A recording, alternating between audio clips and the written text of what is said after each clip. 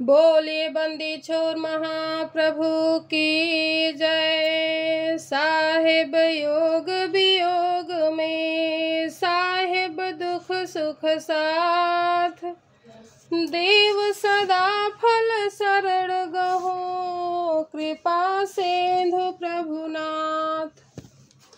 प्रकृति के सारे पदार्थों का योग और वियोग होता रहता है। एक स्वरूप से एक समान संसार में कोई संबंध स्थिर नहीं रह सकता। भिन्न भिन्न कर्म गुण स्वभाव के व्यक्ति, उनके अनेक प्रकार के व्यवहार विचार हैं। इसलिए व्यक्तियों के अपने व्यवहार में सामंजस्य, एकता या मिलाप नहीं हो सकता। संसार के जिन पदार्थों के संबंध होने से सुख प्राप्त होता है, वे ही पदार्थ जब अपने से अलग हो जाते हैं, तब उनके वियोग में दुख होने लगता है।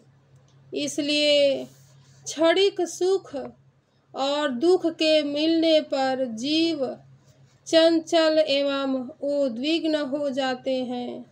संसार में चारों ओर आशा, वासना एवं मान प्रतिष्ठा, नाना प्रकार की कामनाओं के लिए व्यक्ति प्रयास करता है और उन पदार्थों के न मिलने से अपने में कष्ट का अनुभव करता है।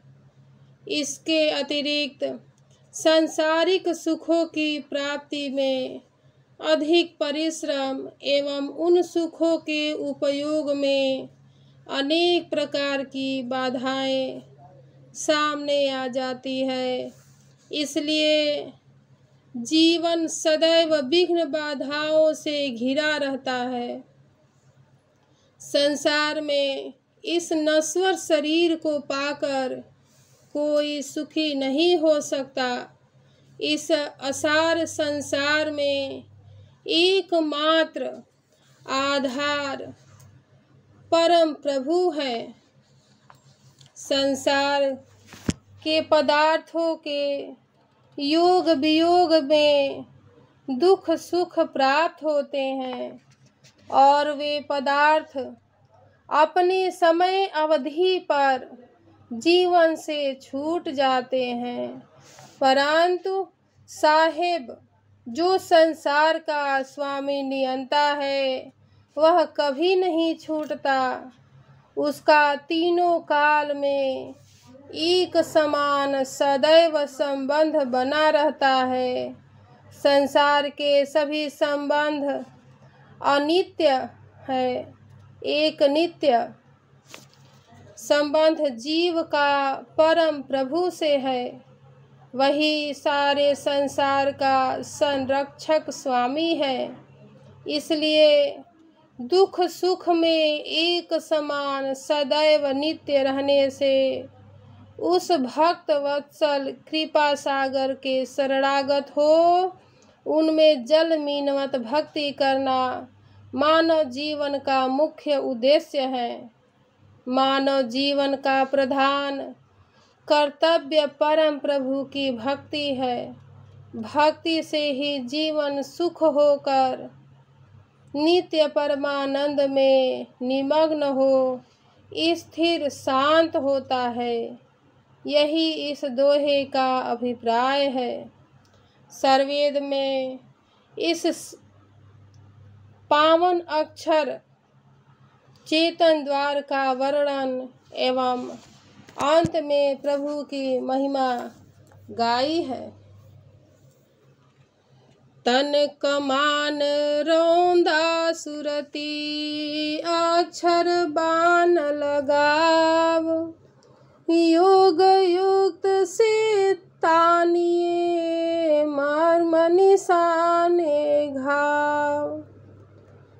शरीर रूपी धनुष और सुरती रूपी रोंदा से अक्षर रूपी बाण लगाकर साधन सहज युक्ति के वेधन से रहस्यमय स्थान पर चोट लगती है।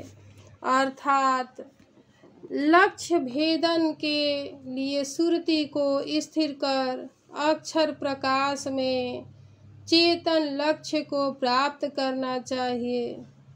सहज शून्य के ओट में भेदी मंडल ज्ञान, शब्द निशाना लाइए अंतर सुमिरन ध्यान।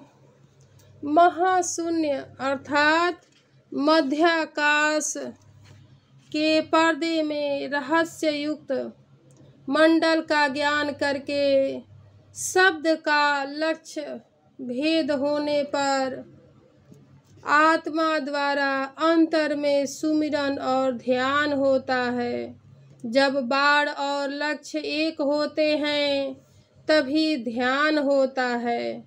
जब ध्याता की दृष्टि एक रूप से ध्येय में लग जाती है तभी ध्यान और सुरति का स्पष्ट स्वरूप प्रकट होता है। जब तक ध्याता को ध्यान का ज्ञान है, ध्येय प्रत्यक्ष दिखाई पड़ रहा है। त्रिपुटी के भाव को ध्यान कहते हैं।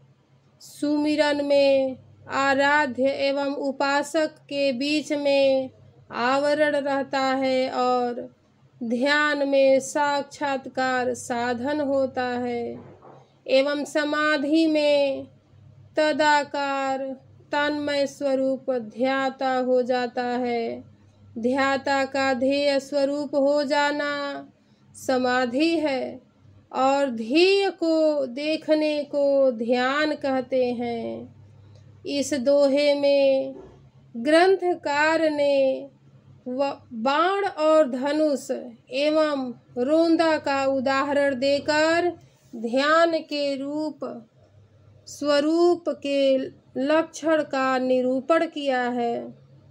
जैसे पारधी बाण मारने पर बाण के स्वरूप होकर ही लक्ष्य का भेदन करता है, वैसे ही आत्मा अक्षर रूपी बाण स्वरूप को शब्द लक्ष्य का भेदन करे।